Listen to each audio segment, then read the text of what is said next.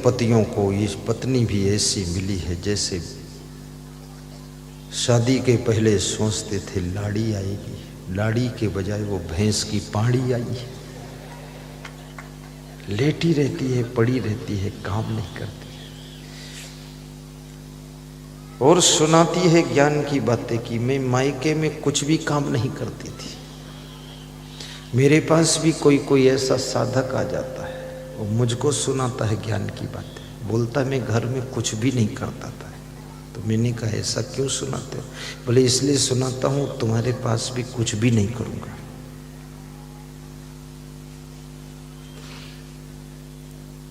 तो मैंने कहा कुछ भी नहीं करोगे, भोजन भी नहीं करोगे? बोले भोजन तो 3 टाइम करूंगा, कुछ भी नहीं करेंगे। तो ये आलसियों की जमात इकट्ठा करना है क्या? ये निकम्मे लोग ये साधु बन करके देश को बर्बाद करेंगे। साधु को तो संसारी से भी अधिक परिश्रमी होना चाहिए, क्योंकि साधु से सभी को आशा रहती है कि संत जी कुछ ज्ञान देंगे और कुछ आशीर्वाद देंगे। वो संत आलसी है, कुछ उसको खुद ही ज्ञान नहीं, मेहनत करना नहीं चाहता है। परिश्रम विहीन साधु आश्रम को उजाड़ देता है। परिश्रम विहीन महिला अपने घर गृहस्थी को बर्बाद कर देती है। परिश्रम विहीन पुरुष अपने घर को कंगाल बना देता है। इसलिए smart work and hard work ये दोनों वर्क करना चाहिए, यानी बुद्धि से भी काम कीजिए और साथ साथ में शरीर से भी काम कीजिए। Hard work, smart work. गलती एक बार हो जाए तो उसे गलती कहते हैं, 2 बार हो जाए तो उसे भूल कहते हैं, बार बार गलती हो जाए तो उसे अपराध कहते हैं, और जिंदगी भर गलती होती रहे तो उसे पाप कहते हैं, और जो दूसरों को भी गलती में ढकेल दे उसे फिर महापाप कहते हैं। महापाप है।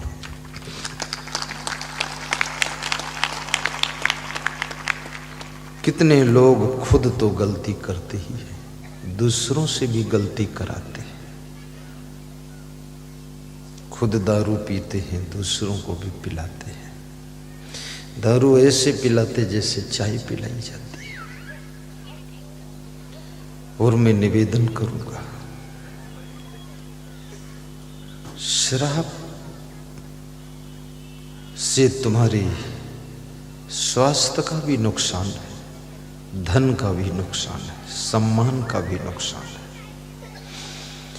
समय का भी नुकसान है, बुद्धि का भी नुकसान है। शराब से फायदा तो कुछ भी नहीं है। मैं कई शराबियों से पूछा हूं कि शराब पीते हो तो इसमें क्या लगता है, कैसा एहसास होता है? बोले कुछ नहीं है। तुमने कहा फिर पीते क्यों? बोले आदत हो गई है।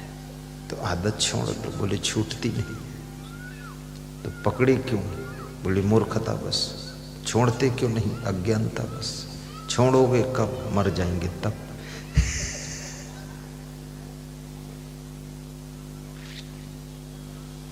जिसके पास में किसी प्रकार की आदत नहीं है वह व्यक्ति दुखी भी नहीं होता है। इसलिए आदत को नियंत्रण कीजिए। चाय पीने की भी आदत मत बनाइए।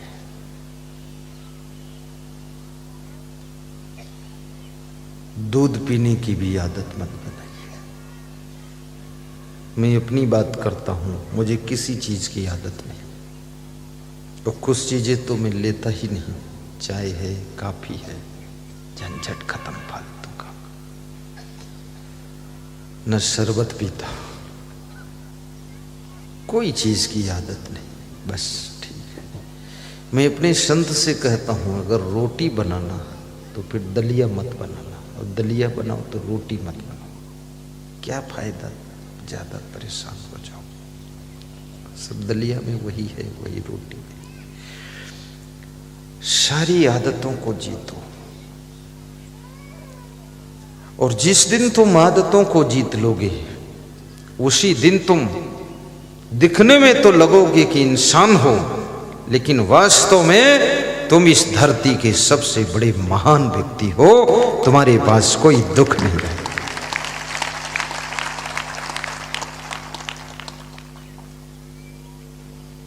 आदत जरा सुधार लो। गाइए, कुछ याद वाद है कि नहीं? कुछ नहीं, सब सफम सफाई।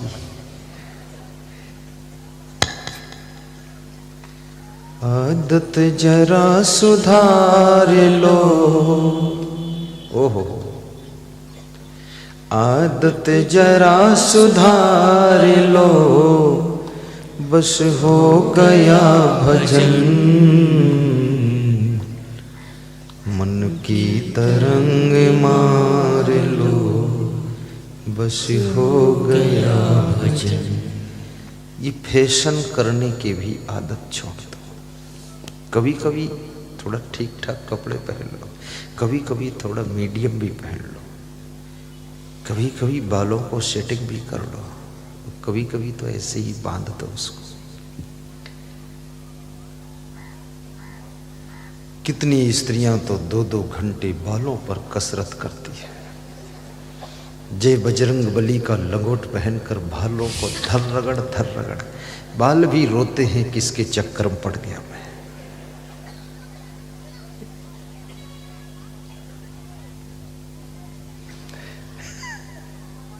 साहिब बंदगी साहिब, वाह वाह साहिब साहिब। आदत जरा सुधार।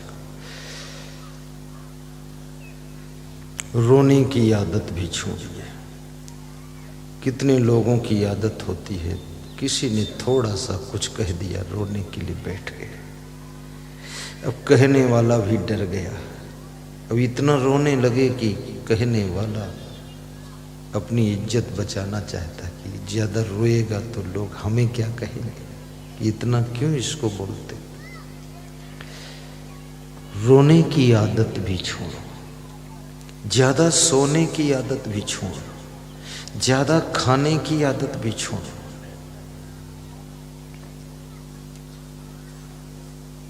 मनमानी करने की आदत भी छोड़िए। थोड़ा दूसरों से सलाह भी ले लो। मूडी डूडी मत बनो। मूडी डूडी बनोगे किसी से दिल में दिल मिलेगा ही नहीं। मनमानी करोगे तो सभी से तनाव ही रहेगा। काम वही करना है, थोड़ा सलाह करके कर लो। कर्जा लेने की आदत भी छोड़ो, बहुत कर्जा मत लिया करो। विशेष जरूरत है तो कर्ज ले लो, लेकिन कर्ज को अदा करने का फर्ज भी पूरा करो।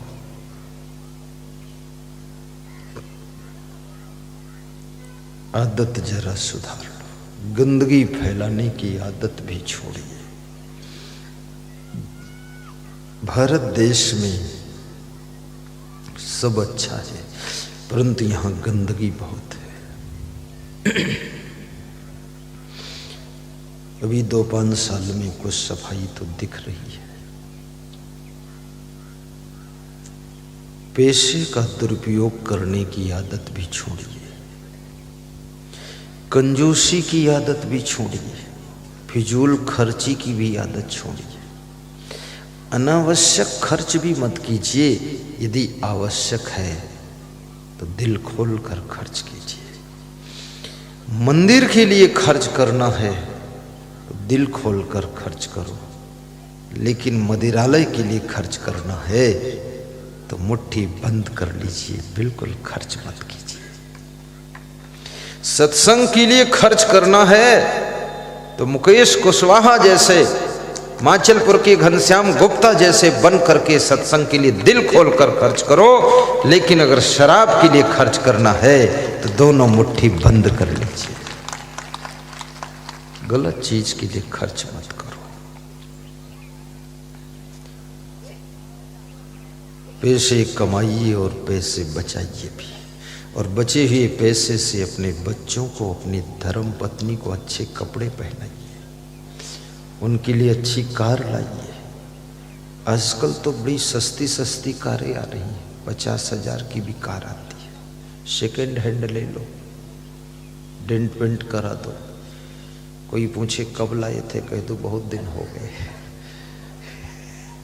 बताओ हिम्मत पुरानी है नई है, क्योंकि शोरूम से निकलने के बाद 6 महीने बाद सब पुरानी ही हो जाती है। सेकेंड हैंड से भी काम चलाओ। अपनी वाइफ को कार में बिठा कर चलो, ये मोटरसाइकिल पर फटफटी पर बिठाते हो, गिर पड़ो तो पत्नी की टांग टूट जाएगी। और तुम्हारी पत्नी भी बहुत आशा लेकर ससुराल आई थी कि पति के पास जा रही हूं, क्या ठाठ से रहूंगी, और पति देव ऐसे मिले हैं। कितनी स्त्रियों को तो पति के रूप में पाड़ा मिला है, भैंस का पाड़ा होता है, पड़ा ही रहता है, कुछ काम नहीं करता है। अब उनकी स्त्री जब देखती है अपने पति को तो उसको पाड़ा की याद आती है कि एक पाड़ा द्वार पर, दूसरा पाड़ा घर में बेड पर पड़ा है।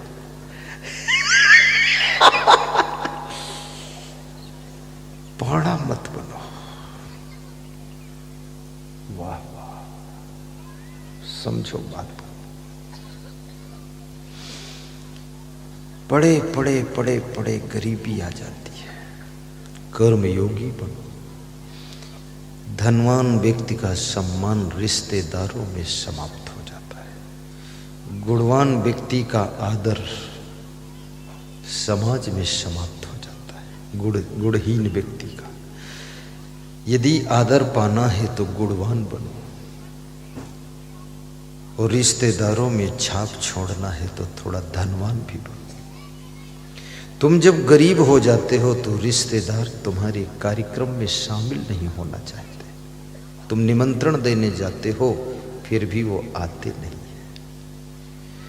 जब तुम संपन्न होते हो तुम्हारे रिश्तेदार इंतजार करते हैं कि उनके बेटे का विवाह है, हमारा भी न्योता आएगा, निमंत्रण आएगा, आस लगा कर बैठते हैं। इसलिए परिश्रम करना चाहिए। आपकी वाइफ की भी आशा रहती है कि मेरा पति मुझको ऐसे रखेगा जैसे महारानी है, रानी, पटरानी, महारानी। आपकी वाइफ ये नहीं सोचती मेरा पति मेरी जिंदगी में हैरानी पैदा करेगा, महारानी जैसे रहना चाहिए।